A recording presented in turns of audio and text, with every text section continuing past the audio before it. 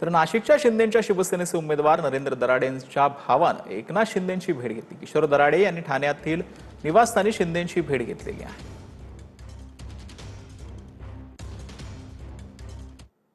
तर चंद्रपूरच्या विधान परिषदेच्या जागेवर महायुतीत बंडखोरी पाहायला मिळते। राष्ट्रवादीच्या सुधीर कोठारी यांनी अपक्ष म्हणून अर्ज भरला। भाजपाकडून अरुण लखानी यांना अधिकृत उमेदवारी देण्यात आलेली आहे।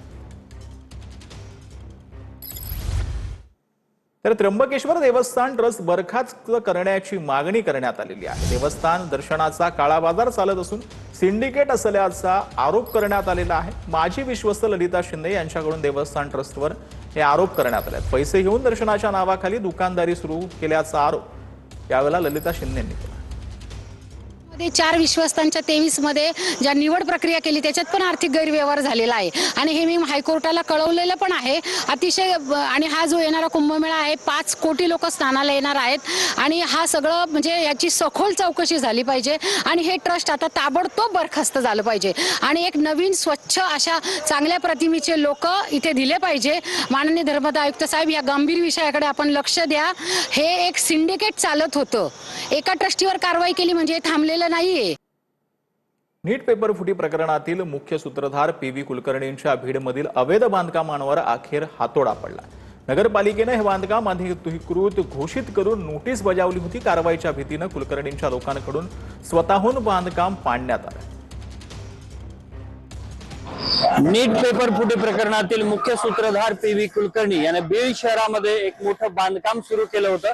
या ठिकाणी सुरू असलेलं हे बांधकाम अनधिकृत आणि विनापरवाना असल्याचं नगरपालिकेने स्पष्ट केलं होतं। यानंतर नगरपालिकेच्या एका पथकाने या ठिकाणी येऊन संपूर्ण मोजदाद केली आणि यानंतर हे बांधकाम पाडून घेण्यात यावं, अन्यथा आपण तोडक कारवाई करू अशा पद्धतीचा इशारा नगरपालिकेने दिलेला होता।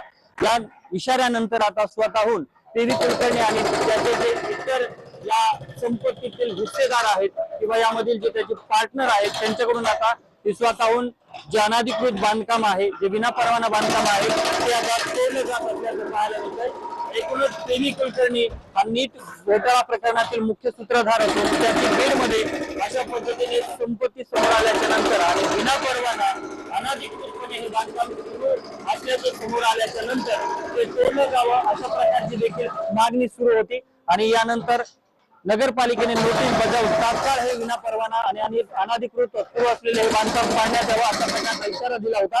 अन्यथा आपण हे बांधकाम काढू असं सांगितलं गेलं होतं। मात्र आता तत्पूर्वी पी.व्ही. कुलकर्णी आणि त्याच्या लोकांकडून हे बांधकाम जे अनधिकृत सुरू होतं ते स्वतःहून पाडलं जात असल्याचं आणि या बांधकामावरती सध्या बुलडोजर सुरू असल्याचं सध्या बीड मध्ये आपल्याला पाहायला मिळतंय। त्यामुळे प्रमोद सोम, अशोक काळपुते, TV9 मराठी, बीड। तर नाशिकमध्ये एमआयएम नगरसेवक मतीन पटेलची एसआयटी कडून 7.5 तास चौकशी झाली आहे। टीसीएस प्रकरणातील आरोपी निदा खानला आश्रय दिल्याचा मतीन पटेलवर आरोप आहे। निदा खान संपर्कात असताना मतीन पटेलनं राजकीय नेत्यांना संपर्क केल्याचं समोर आलंय। काही मोठ्या नेत्यांचीही एसआयटी कडून चौकशीची शक्यता आहे। तर अन्न आणि औषध प्रशासनाची राज्यभरात मोठी धडक कारवाई सुरू आहे। पुण्याच्या दौंडमध्ये तब्बल 10,66,000चा भेसळयुक्त गूळ जप्त करण्यात आलाय। तर नवी मुंबईमध्ये केमिकलयुक्त 11 लाखांचे आंबे पकडण्यात आले। नवी मुंबईच्या एपीएमसी मध्ये आंबे पिकवण्यासाठी वापरण्यात येणारं केमिकलही जप्त करण्यात आलं। गेल्या 2 दिवसांमध्ये गुटखा आणि भेसळखोरांवर कारवाई करत एफडीएनं 26 दुकानं सील केली असून 32 आरोपींना अटक केलेली आहे।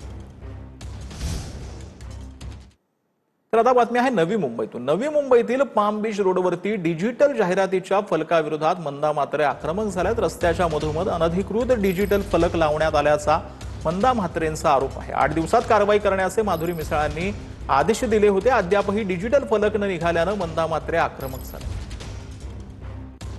तर गोंदियामध्ये ठाकरेंच्या शिवसेनेला मोठा धक्का बसलेला आहे। अर्जुनी मोरगाव तालुका प्रमुखांसह अनेक पदाधिकारी शिंदेंच्या शिवसेनेत दाखल झालेले आहेत। उपमुख्यमंत्री एकनाथ शिंदेंच्या उपस्थितीमध्ये ठाण्यात जाहीर पक्षप्रवेश पार पडलाय।